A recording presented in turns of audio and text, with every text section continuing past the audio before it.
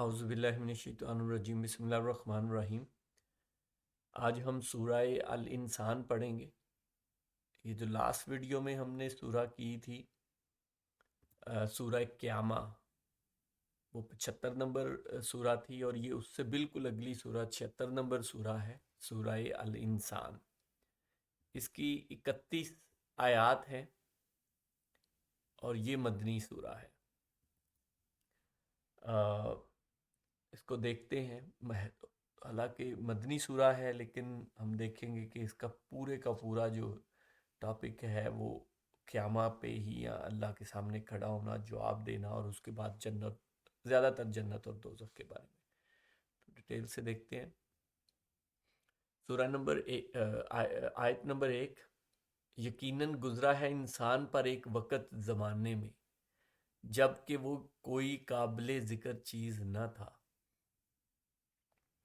اب یہ بڑی ہی امپورٹنٹ آیت آ گئی ہے، مطلب one of the most important آیات آ گئی ہے۔ لیکن اس کا میں پہلے بھی کچھ آیات پہ میں کر چکا ہوں، شاید پچھلی 2-4 ویڈیو میں ہی، کہ انسان جو ہے وہ کیسے بنا، کیسے پیدا ہوا، یا قرآن میں جو ایولیوشن کا ایک تو ہے نا، وہ تھیوری آف ایولیوشن، جو سائنس اس کو تھیوری ہی مانتی ہے ابھی تک تو، لیکن جو سائنس کہتی ہے اس کے بارے میں کہ ایولیوشن ہوئی اور وہ کیسے ہوئی، لیکن ایک قرآن پاک کی ایولیوشن ہے۔ تو یہ میں نے پراپرلی اس پہ پورا ٹاپک کرنا ہے قرآن پاک میں کچھ کم از کم میرے خیال سے 40-50 یا 30-40 آیات جو ہیں وہ انشاءاللہ، یا شاید اس سے زیادہ بھی ہو جائے، وہ ان پہ پراپرلی ٹاپک کریں گے کہ ایولیوشن کا جہاں جہاں قرآن پاک میں ذکر ہے، یہ انہی میں سے ایک آیت ہے، بڑی امپورٹنٹ آیت ہے، کہ یقیناً گزرا ہے انسان پر ایک وقت زمانے میں جب کہ وہ کوئی قابل ذکر چیز نہ تھا۔ تو یہ ایک اس دور کی بات ہو رہی ہے جب وہ کوئی قابل ذکر چیز ہی نہیں تھا انسان، مینز جو اللہ پاک نے حضرت آدم علیہ السلام کو بنانے سے پہلے کا یہ ذکر، حضرت ظاہری بات ہے حضرت آدم علیہ السلام کے بعد تو پھر قابل ذکر ہی تھا نا، پھر ایسا تو نہیں تھا کہ قابل ذکر نہ ہونے والی تو کوئی بات نہیں تھی نا، اس سے پہلے ہی کسی دور کی بات ہو رہی ہے نا، کہ جب وہ کوئی قابل ذکر چیز نہیں تھا۔ اور اگر ہم اور یہ انسان کے بارے میں یا انسانوں کے بارے میں بات ہو رہی ہے، ایون اگر اس کو ایسا بھی لیا جائے کہ جب وہ پیٹ کے اندر ہوتا ہے تو میرا خیال ہے تب بھی وہ قابل ذکر تو ہوتا ہی ہے۔ مطلب جب کوئی بھی عورت پریگننٹ ہوتی ہے تو مطلب آپ آج سے 1000 2000 5000 سال بھی پہلے چلے جائیں انسانوں میں، تو جب کوئی عورت پریگننٹ ہوتی تھی تو وہ تو ایک نیچرل چیز ہے، وہ پیٹ بھی بڑا ہوگا، سارا کچھ ہوگا، تو وہ قابل ذکر تو تھا ہی۔ تو یہ اسی کسی دور کی بات ہو سکتی ہے۔ اس میں پراپرلی ڈیٹیل سے جب باقی کی ساری آیات بھی سامنے رکھیں نا قرآن پاک کی، تو یہ بڑی واضح ہو جاتی ہے آیت، تب ہی کریں گے اس پہ۔ اور یہ دیکھیں، یہ کیونکہ مدنی سورہ ہے تو سٹارٹ دیکھیں مطلب ڈیفرنٹ طریقے سے ہو رہا ہے۔ اچھا، دوسری ہی آیت ہمارے ٹاپک کے ریلیٹڈ، یا تیسری میں آ جائے گا، لیکن بات یہاں سے سٹارٹ ہو گئی کہ بے شک ہم نے انسان کو ملے جلے نطفے سے امتحان کے لیے پیدا کیا اور اس کو سنتا دیکھتا بنایا۔ اچھا، اب یہ پچھلی تو وہ یہ تھا کہ کوئی قابل ذکر چیز نہیں ہے، اس لیے میں نے پریگننٹ کا وہاں پہلے بھی ذکر کر دیا، ملایا جا سکتا ہے، لیکن کیونکہ اگلی آیت ہی ویسی ہے نطفے کے بارے میں، تو ملایا جا سکتا ہے، اس میں کوئی شک نہیں ہے۔ لیکن اس میں دیکھیں کہ انسان کو ملے جلے نطفے سے امتحان کے لیے، امتحان کے لیے، تو وہی امتحان ہے جو اصل میں ہمارا ٹاپک، جو یہ ٹاپک چل رہا ہے، مین ٹاپک، کہ ہم نے ہر چیز کا جواب دینا ہے اور اس کو سنتا دیکھتا بنایا ہے، کہ وہ سنتا بھی ہے اور دیکھتا بھی ہے، اس کی سینسز ہیں۔ آیت نمبر 3: ہم نے اسے راہ دکھائی، اب خواہ وہ شکر گزار بنے، خوانا شکرا، امتحان یہ ہے کہ اس کو دونوں رستے دکھا دیے۔ اب یہ دیکھیں، جو میں بار بار کہتا ہوں کہ یہ چوائس انسان کے پاس ہے۔ اللہ پاک نے دونوں رستے دکھا دیے کہ یہ برائی کا رستہ ہے، ادھر نہ جانا، اور یہ اچھا رستہ ہے، ہدایت کا رستہ ہے، جو قرآن پاک میں اللہ نے بار بار ایکسپلین کیا ہے۔ اس پہ اگر عمل کرو گے تو کامیاب بنو گے۔ اب یہ انسان کی چوائس ہے کہ وہ کون سا چوز کرتا ہے۔ اگر تو وہ ہدایت والا چوز کرتا ہے تو اللہ اس کی مدد کرے گا اور اس کی نصرت ہوگی۔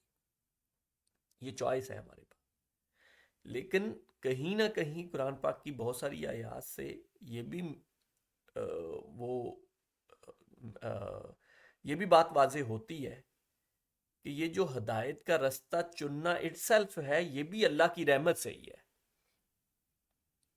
دیکھیں، ایک تو ہم مسلمانوں کے گھر پیدا ہو گئے تو ہمیں تو ویسے ہی وہ مل گیا دین، تو وہ تو ہمیں اللہ کا شکر ہے۔ لیکن جو کوئی دوسرا ہے، اس نے بھی جو، اور لیکن یہ تو نہیں ہے کہ سارے مسلمان ہی ہدایت یافتہ ہی ہیں۔ مسلمانوں میں بھی تو کوئی بس نام کے کلمہ گو ہوتے ہیں اور بس باقی سارا کچھ ہی کر رہے ہوتے ہیں۔ تو ان میں بھی آپ نے ہدایت، جس کو اللہ نے ہدایت پہ لانا ہے، اللہ کی نصرت سے ہی ہے۔ آپ کی کوشش ضرور کاؤنٹ ہوگی، اور آپ نے اس کی طرف جو صحیح کرنی ہے، کوشش کرنی ہے، وہ ضرور ہے، اسی کا امتحان ہے اور اسی کا ہی جواب دینا ہے۔ اصل میں امتحان یہی ہے، اور ہم نے جو اپنے اعمال کا جو ہم نے اس کی جزا پانی ہے، مینز ان کی نعمتیں جو اللہ کی لینی ہے، وہ یہی ہے کہ ہم نے کوشش کتنے کی۔ باقی تو اللہ کے کرم سے ہی ہے جو کچھ ہے، اللہ کے کرم کے علاوہ کچھ نہیں ہو سکتا۔ آیت نمبر 4، یقیناً ہم نے کافروں کے لیے زنجیریں اور توق اور شعلوں والی آگ تیار کر رکھی ہے۔ اب یہ ذکر شروع ہو گیا قیامت کا، اور اس کے بعد حساب کا، اور اس کے بعد جنت اور دوزخ کا۔ تو یہی جو ہم مین ٹاپک کر رہے ہیں۔ اب یہ دیکھیں، حالانکہ یہ ہے سورہ الانسان، انسان کے بارے میں، لیکن اس میں سارا ٹاپک یہی ہے۔ تو اصل میں انسان کیا ہے؟ جو یہ دوزخ سے بچے، اپنے برے کاموں سے بچے اور جنت کی طرف آئے، نیک اعمال کرے۔ تو یہی اس میں پورا کا پورا ذکر ہے۔ آیت نمبر 5، بے شک نیک لوگ وہ جام پئیں گے جن کی آمیزش کافور کی ہوگی۔ آیت نمبر 6، جو ایک چشمہ ہے جسے اللہ کے بندے پئیں گے، اس کی نہریں نکال لے جائیں گے۔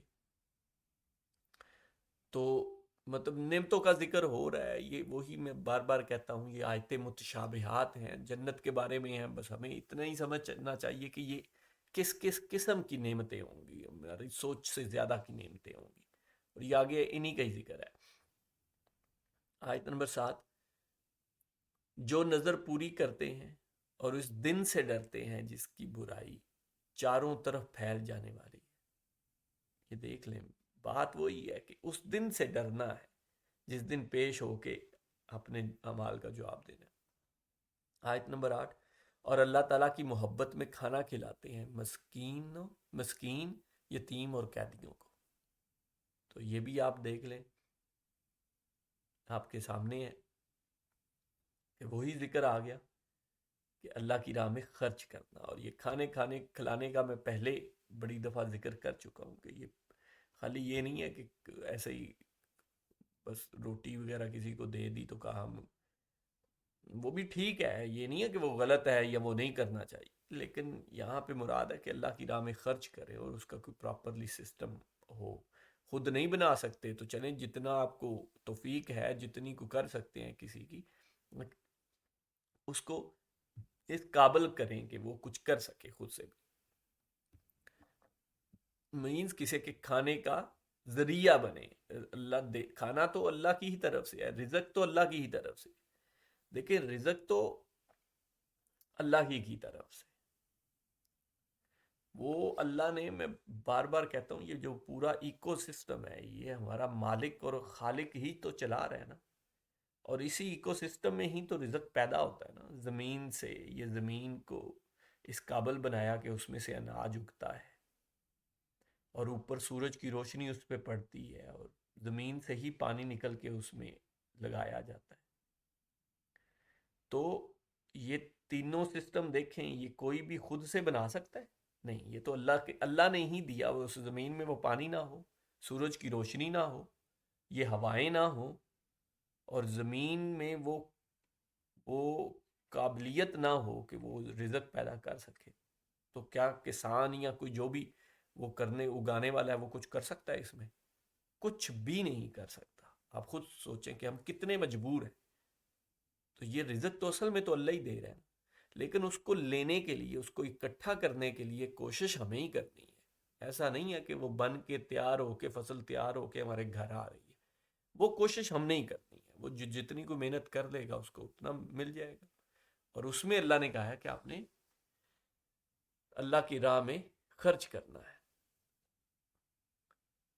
اچھا، آیت نمبر 9، ہم تو تمہیں صرف اللہ تعالیٰ کی رضامندی کے لیے کھلاتے ہیں، نہ تم سے بدلہ چاہتے ہیں نہ شکر گزاری۔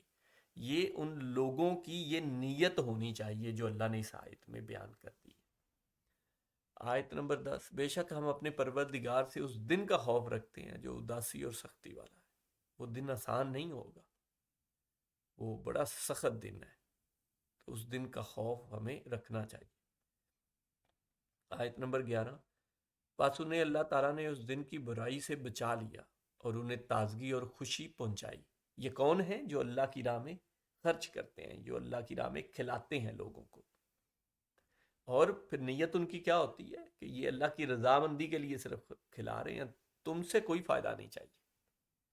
آیت نمبر 12، اور انہیں ان کے صبر کے بدلے جنت اور ریشمی لباس عطا فرمایا۔ اب یہ دیکھیں، ایک تو وہ ہیں کہ جو اس قابل ہیں کسی کو دینے کے، ان کو تو یہ سبق دیا کہ تم دوسروں کو دو۔ اور ایک وہ ہو سکتے ہیں نا کہ جن کے پاس نہیں ہے، ایک یہ ہیں جن کے پاس ہے، وہ تو اللہ کی راہ میں دیں۔ دوسرے وہ ہیں کہ جن کے پاس نہیں ہے، ان کا ذکر 12ویں نمبر آیت میں آ گیا۔ ان کو صبر کی تلقین کی جا رہی ہے۔ تمہیں نہیں ہے، تمہارے پاس تھوڑا ہے، تو تمہارا امتحان صبر میں ہے۔ جن کو دیا ہے ان کا امتحان اس میں ہے کہ انہوں نے آگے دینا ہے، اور جن کے پاس نہیں ہے ان کا امتحان یہ ہے کہ انہوں نے اس پہ اللہ کا شکر ادا کرنا ہے اور صبر کرنا ہے۔ تو آیت نمبر 12 اگر آپ پڑھیں، اور انہیں ان کے صبر کے بدلے جنت اور ریشمی لباس۔ اب یہ نہیں ہے، یہاں یہ نہیں ہے کہ جنہوں نے صرف اللہ کی راہ میں دینا ہے تو انہیں کوئی جنتیں ملنی ہیں اور بڑے اچھی جگہ ملنی ہے۔ نہیں، جن کے پاس نہیں ہے ان کو ان کے اس صبر کے بدلے کہ وہ اس کے باوجود کسی غلط راستے پہ نہیں چل کے رزق اپنا کماتے، بلکہ صبر کرتے ہیں اور اللہ کا شکر ادا کرتے ہیں، تو اس کے بدلے بھی ملے گا۔ آیت نمبر 13، یہ وہاں تختوں پر تکیے لگائے ہوئے بیٹھیں گے، نہ وہاں آفتاب کی گرمی دیکھیں گے نہ جاڑے کی سختی۔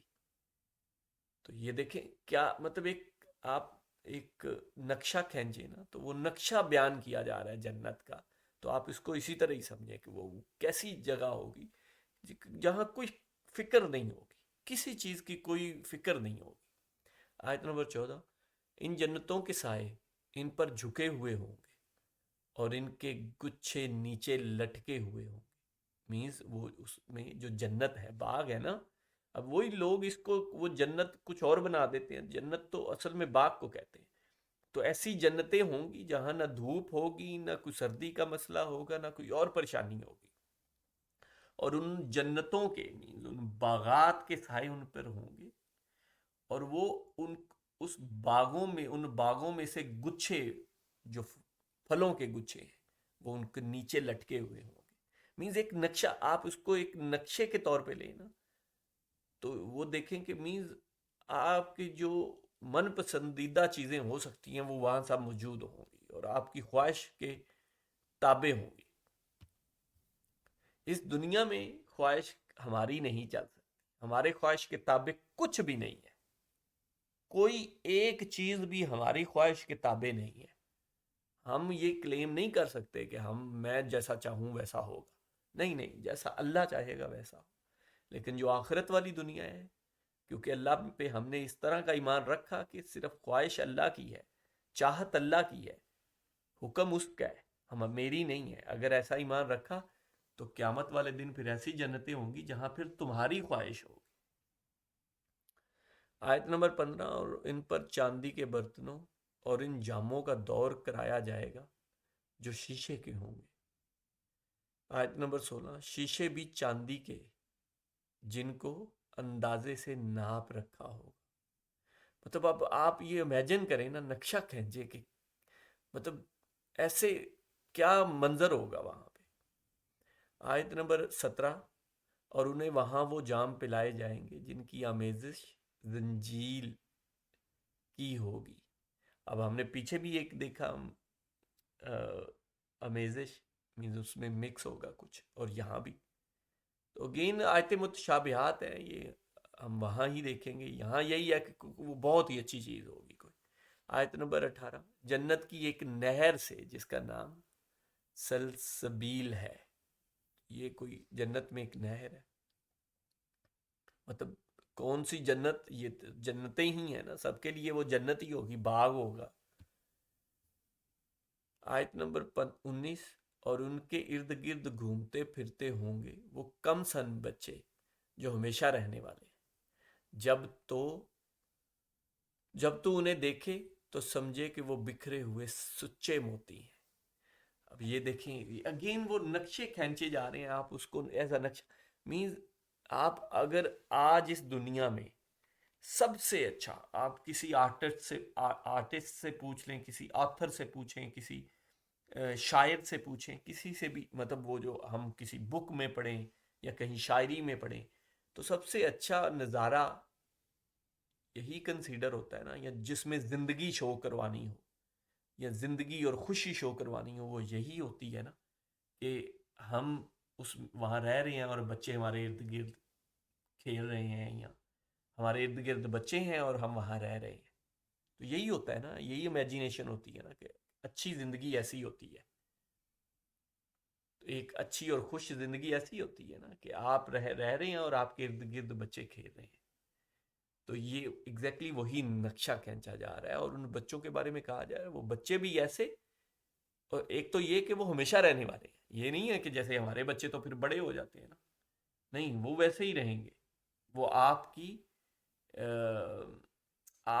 کی خوشی کے لیے یا آپ کی آنکھوں کو ٹھنڈک پہنچانے کے لیے ہی ہے بس. اور ہوں گے بھی ایسے جیسے بکھرے ہوئے سچے موتی. آیت نمبر 20. تو وہاں جہاں کہیں بھی نظر ڈالے گا سراسر نعمتیں اور عظیم و شان سلطنت ہی دیکھے گا. اب یہ ہے مین بات کہ وہاں سراسر نعمتیں ہی ہیں، بس ہمیں یہی وہ کرنا چاہیے. باقی اللہ پاک اس کو مزید ایکسپلین کرتے ہیں تاکہ ہمیں اس سے سکون ملے کہ ہم یہاں جو تکلیفیں یا پریشانیاں اگر کچھ سہتے ہیں، جیسے پیچھے بھی صبر کی بات ہوئی اور اس کے بعد یہ باتیں سٹارٹ ہو گئیں، تو اگر صبر کرتے ہیں تو اس کے بدلے پھر یہ اتنی بڑی بڑی نعمتیں بھی مل گئی ہیں. تو یہ جیسے بچوں کا اوپر ذکر ہوا، ایسے ہی قرآن پاک میں پہلے بھی ہم وہ دیکھ چکے ہیں کہ وہاں آدم جو ہیں وہ بالکل جوان لڑکے ہوں گے. مینز وہ بھی اسی لیے بتایا گیا کہ وہ ایک جوان ینگ جیسے چست چلاک خدمت گزار ہوتے ہیں. وہاں بھی ایگزیکٹلی خدمت گزار کا ہی ورڈ یوز کیا گیا ہے کہ وہ بالکل وہ ایسا نہیں ہوگا کہ وہ بوڑھے ہوں گے یا بچے ہوں گے کہ کوئی چیز گرا دی یا ان کو سمجھ نہیں آئی یا نہیں.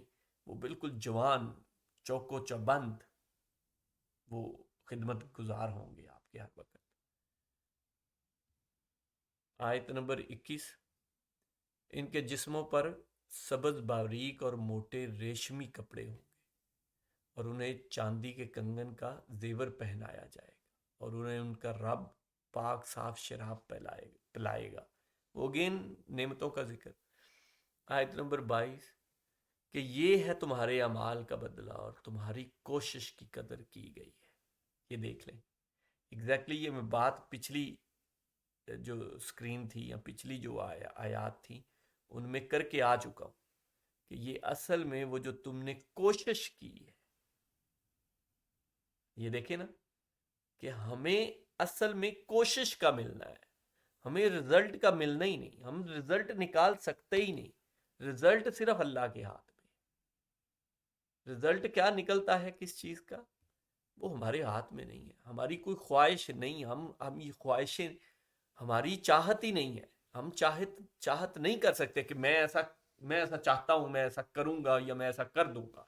نہیں نہیں، ہماری صرف کوشش ہے کہ ہم نے اس رستے پہ چلنے کی کوشش کرنی ہے. یہ ایگزیکٹلی یہاں ورڈ آ گیا. اور اوپر یہ کوئی ترجمے میں نہیں ہے، اوپر آپ عربی میں بھی پڑھیں گے تو ایگزیکٹلی صحیح کا ہی ورڈ یوز ہو رہا ہے، وکانا صحیح حکم. تو اوپر بھی صحیح کا ہی ہے کہ یہ اصل میں تمہاری کوشش کی قدر ہے جو تم کوشش کرتے رہے. آیت نمبر 23. بے شک ہم نے تجھ پر بتدریج قرآن نازل کیا ہے. اب یہ دیکھیں نا کہ انا نحن نزلنا علیک القرآن تنزیلا. بتدریج، تنزیل، بتدریج، آہستہ آہستہ کر کے. تو یہ ایگزیکٹلی یہاں پہ یہ کلیریفیکیشن ہو جاتی ہے جو کہ ہم میرے خیال سے 2 جگہ پہ آیت ہے اگر مجھے صحیح یاد ہے، لیکن ایک تو ہے ہی ہے کہ ہم نے قرآن پاک کو رمضان میں لیلۃ القدر میں نازل کیا. تو وہاں پہ وہ کنفیوژن یہ ہوتی ہے کہ شاید ایک رات میں ہی ہوا ہے. نہیں، آپ اگر یہ آیت یہاں پہ پڑھ لیں تو آپ کو پتہ لگ جائے گا کہ یہ بتدریج ہوا ہے. لیلۃ القدر کو نازل کیا کا مطلب یہ ہے کہ وہاں سے سٹارٹ ہوا، اس رات کو سٹارٹ ہوا تھا، نازل کرنا سٹارٹ کیا. اس کا مطلب مینز یہ علماء اکرام ہی کہتے ہیں اس میں کہ وہ اصل میں اس رات سے سٹارٹ ہوا. ورنہ تو یہ دیکھیں صاف آیت ہے. اور یہی ہوتا ہے نا کہ ہم ایک قرآن پاک کی کسی ایک آیت کو دیکھ کے نتیجہ نہیں نکال سکتے، نہ ہی نکالنا چاہیے. اوورآل قرآن پاک میں اور جگہ پہ کہاں کیا ذکر ہوا ہے. میں یہ دیکھیں، میں اکثر جو آیات کو ایکسپلین کرتا ہوں یا جو وہ بات کو ایکسپلین کرتا ہوں تو میں بتاتا ہوں کہ یہ قرآن پاک میں دوسری جگہوں پہ کیا کیا ہوئی ہے بات. تو ایسے ہی سمجھنا چاہیے. اور یہ کوئی فوراً نہیں ہو جاتا، آسان نہیں ہے اتنا. یہ وہی ہے جو میں کہتا ہوں کہ بار بار پڑھیں گے، لیکن اس سے پہلے پڑھنا سٹارٹ کریں گے ترجمے کے ساتھ تو پھر ہے نا، ترجمے کے ساتھ. ویسے تو آپ نے پتہ نہیں کتنی دفعہ پڑھا ہوگا، ترجمے کے ساتھ پڑھنا سٹارٹ کریں گے تو یہ آہستہ آہستہ خود ہی یہ ساری سمجھیں آ جائیں گی. لیکن اس کے لیے سٹارٹ کرنا پڑے گا. بس پڑھتے جائیں. پہلی دفعہ آدھا ایک سمجھ، مطلب جتنا پڑھا بیچ میں سے کچھ سمجھ نہیں آیا، دوسری دفعہ پڑھیں گے کچھ مزید سمجھ آنی شروع ہو جائے گی، تیسری دفعہ پڑھیں گے پھر مزید سمجھ آنی شروع ہو جائے گی، چوتھی دفعہ پڑھیں گے تو پھر آپ کو یاد آنا شروع ہو جائے گا کہ میں نے یہ تو بات وہاں ایسے پڑھی تھی، یہ ایسے پڑھی تھی. آیت نمبر 24. پس تو اپنے رب کے حکم پر قائم رہ اور ان میں سے کسی گناہ گار یا نا شکرے کا کہا نہ مان. یہ نبی پاک صلی اللہ علیہ وسلم کو اور ہمیں کہا جائے. آیت نمبر 25. اور اپنے رب کے نام کا صبح و شام ذکر کیا کر. آیت نمبر 26. تو آیت نمبر 26. اور رات کے وقت اس کے سامنے سجدے کر اور بہت رات تک اس کی تسبیح کیا کر. تو یہ ہے مطلب اب وہ بتایا جا رہا ہے کہ کیا کرنا چاہیے ہمیں بھی. اور نبی پاک صلی اللہ علیہ وسلم کو ڈائریکٹ کہا جا رہا ہے اور ہمیں انڈائریکٹ کہا جا رہا ہے. آیت نمبر 27. بے شک یہ لوگ جلدی ملنے والی کو چاہتے ہیں. یہ بات ہم پچھلی سورہ القیامہ میں بھی کر چکے ہیں، سیم یہی ایسی ہی بات آئی تھی. اور اپنے پیچھے ایک بڑے بھاری دن کو چھوڑ دیتے ہیں. تو وہی ایگزیکٹلی یہی بات ہم نے پڑھی تھی کہ یہ جو جلدی ملنے والی ہے، مینس دنیا ہے نا جلدی ملنے والی چیز ہے. یہ تو سامنے ہے نا کہ یہاں پہ مجھے یہ فائدہ ہو جانا ہے، میں ایسے کر کے کسی کو دھوکہ دے کے ایسے کر لوں گا تو مجھے یہ فائدہ ہو جائے گا، اتنے کا فائدہ ہوگا. بھائی یہ جلدی ملنے والی چیز ہے اور آخرت بعد والی ہے، پیچھے والی ہے. تو اس کا خیال نہیں رہتا جلدی ملنے والے کے، لیکن اصل میں چیز وہی ہے تو اس کی طرف توجہ دے. آیت نمبر 28. ہم نے انہیں پیدا کیا اور ہم نے ہی ان کے جوڑ اور بندن مضبوط کیے اور ہم جب چاہیں ان کے عوض ان جیسے اوروں کو بدل لائیں. یہ اگین اب ایولیوشن کی ہی یہاں بھی بات ہو رہی ہے کہ یہاں دیکھیں پیدا کرنے کے بعد جوڑ اور بندھن مضبوط کیے ہیں. تو پیدا کرنے کے بعد کی بات ہو رہی ہے. تو یہ اگین کوئی ایسا انسان پہ دور شاید گزرا ہو کہ جب وہ پہلے پیدا کیا گیا ہو اور پھر اس کے جوڑ بندھن مضبوط کیے گئے ہوں. ہو سکتا ہے نا. تو بہرحال یہ بہت ساری آیات ہیں، ان کو کریں گے انشاءاللہ. یا یہ بھی ہو سکتا ہے کہ جو ماں کے پیٹ کے اندر بھی اس کو پہلے زندگی بخشی جاتی ہے اور اس کے بعد اس کے پھر جوڑ بندھن مضبوط کیے جاتے ہیں. لیکن ماں کے پیٹ کے اندر تو میرا خیال ہے جوڑ بندھن مضبوط نہیں ہوتے، یا شاید ہوتے بھی ہوں، مجھے نہیں اس کا علم. بہرحال مطلب دونوں طریقوں سے لیا جا سکتا ہے. ایسا نہیں ہے کہ بالکل ہی اس سائڈ پہ ہے اور یا بالکل ہی اس سائڈ پہ ہے. دونوں طریقوں سے لیا جا سکتا ہے اس کو. آیت کو آیت نمبر 29. یقیناً یہ تو ایک نصیحت ہے جسے جو چاہے اپنے رب کی راہ لے لے. تو یہ قرآن پاک ایک نصیحت ہے، یہ اصل میں نصیحت ہے. اور ہم یہ پڑھ چکے ہیں کہ اللہ پاک نے قرآن پاک کو نصیحت کے لیے آسان بنایا ہے. یہ آیت ہم نے پڑھی ہے پچھلی کوئی 5-7 ویڈیو میں ہی پڑھی ہوگی، سورہ میں ہی. تو نصیحت کے لیے آسان ہے. اس کا مطلب کیا ہے کہ کوئی عام بندہ بھی پڑھے گا تو اس کو نصیحت حاصل ہو جائے گی اس سے کہ اصل میں قرآن پاک میں منشا کیا ہے، مجھے کرنا کیا ہے. وہ بہت گہری باتوں میں یا فلسفانہ باتوں میں، جیسے یہ میں ایولیوشن کی بات کر رہا ہوں یا مطلب اور اس طرح کی چیزیں، یا جو حضرت آدم علیہ السلام کا وہ واقعہ ہے، تو یا یہ جنت کی اس طرح کی چیزیں، تو ان میں وہ نہیں بھی سمجھ آئیں تو کوئی مسئلہ نہیں ہے. مین چیز تو یہ ہے نا کہ نصیحت حاصل کرنی ہے. وہ اسے سمجھ آ جائے گی کہ اللہ خالق اور مالک ہے اور وہی سب کر رہا ہے، وہی سب چلا رہا ہے، اور ہمیں اس کے سامنے ہی اسی کو کارساز ماننا ہے اور شرک نہیں کرنا. یہ مین نصیحت ہے، اور اس کے ایک دن اس کے سامنے ہم نے پیش ہونا ہے اور اس سب کا جواب دینا ہے. یہ مین نصیحت ہے قرآن پاک کی. یہ آپ کو حاصل ہو ہی جائے گی، چاہے آپ پہلی دفعہ پڑھ رہے ہیں تو آپ کو یہ مل جائے گی. آپ زیادہ پڑھے لکھے نہیں ہیں تو آپ مل جائے گی. آپ بہت پڑھے لکھے ہیں پھر بھی مل جائے گی. سب یہ ہوگا ہی ہوگا. اس کے لیے اللہ پاک نے قرآن پاک کو آسان بنایا. آیت نمبر 30. اور تم نہ چاہو گے مگر یہ کہ اللہ تعالیٰ ہی چاہے، بے شک اللہ تعالیٰ علم والا باحکمت ہے. یہ دیکھیں میں آلریڈی بات یہ کر کے آ چکا ہوں کہ چاہت صرف جو ہے وہ اللہ ہی کی ہے. اور تم نہ چاہو گے مگر یہ کہ اللہ ہی چاہے. یہ دیکھیں ایگزیکٹ وہ بات جس کو میں بڑی ڈیٹیل سے ایکسپلین کر چکا ہوں. اور تم نہ چاہو گے مگر یہ کہ اللہ تعالیٰ ہی چاہے. کہ تم اپنی خواہش سے یا تم اپنے چاہنے سے کچھ نہیں کر سکتے انلیس کہ اللہ بھی وہی چاہے یا وہ کرے. ایک تیری چاہت ہے اور ایک میری چاہت ہے. چاہت تو اصل میں اللہ کی ہی ہے، بس میری چاہت کوئی چاہت نہیں ہے. میری چاہت بھی تب ہی ہے جب اللہ کی چاہت اس میں ہو. تو نہیں، اگر اللہ کی طرف سے نہیں ہے تو پھر میں کچھ نہیں کر سکتا، کوئی بھی نہیں کچھ کر سکتا. میں آپ کو اتنی بڑی بڑی مثالیں دیں کہ سورج ہی ختم اللہ پاک کر دینا تو ہم زمین میں اناج نہیں اگا سکتے. اللہ زمین سے پانی ختم کر دینا تو ہم زمین میں اناج نہیں اگا سکتے. اللہ اس زمین کی وہ قابلیت ختم کر دینا کہ جس سے اس سے اناج اگتا ہے تو ہم اس سے اناج، کوئی دنیا کی طاقت اس سے اناج پھر اگا سکتی ہے؟ بتائیں.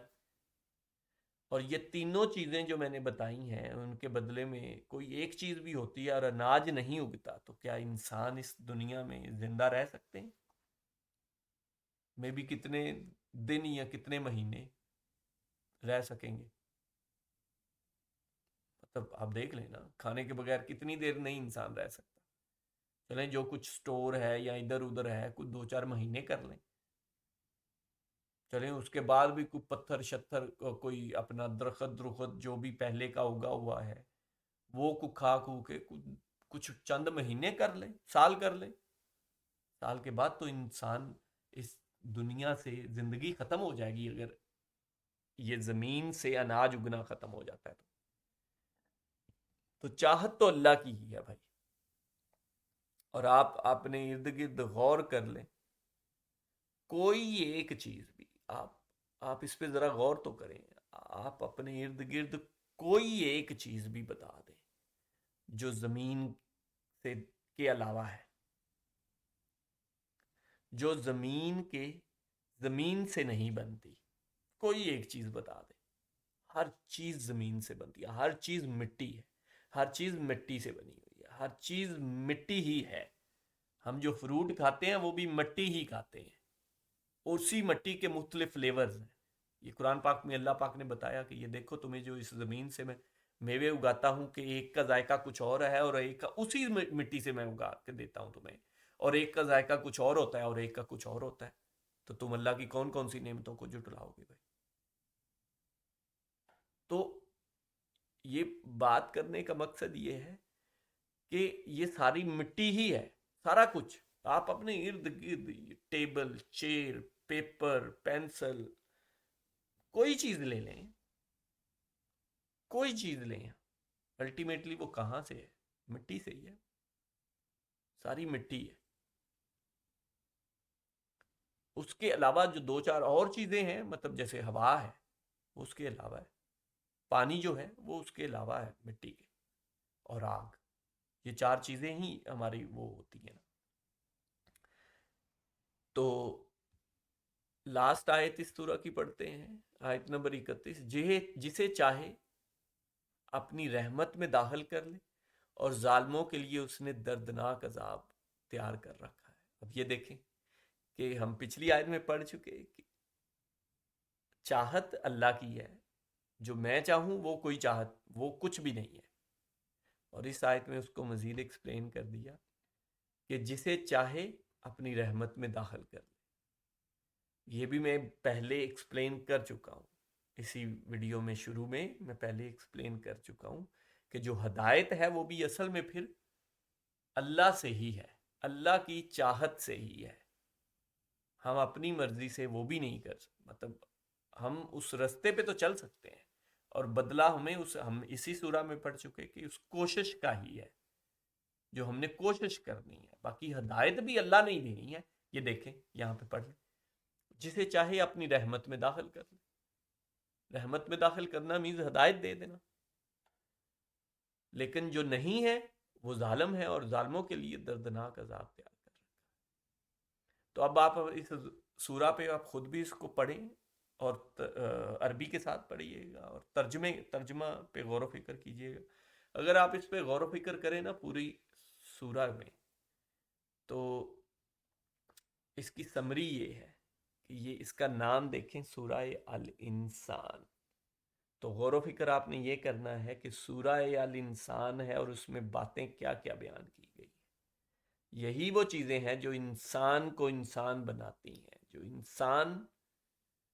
جو انسان کی اصل وجہ ہے، وہ اس میں ایکسپلین کر دی گئی ہیں، اور وہ یہی ہیں کہ اللہ ہے، اور وہ کارساز ہے، کائنات کا خالق اور مالک ہے، وہ واحد ہے، اس میں کوئی شرک نہیں، اس کا کوئی شریک نہیں ہے، اور اس کے سامنے پیش ہونا ہے، اور اس پیشی کا اس میں بڑی ڈیٹیل سے جو ایکسپلین کیا گیا ہے۔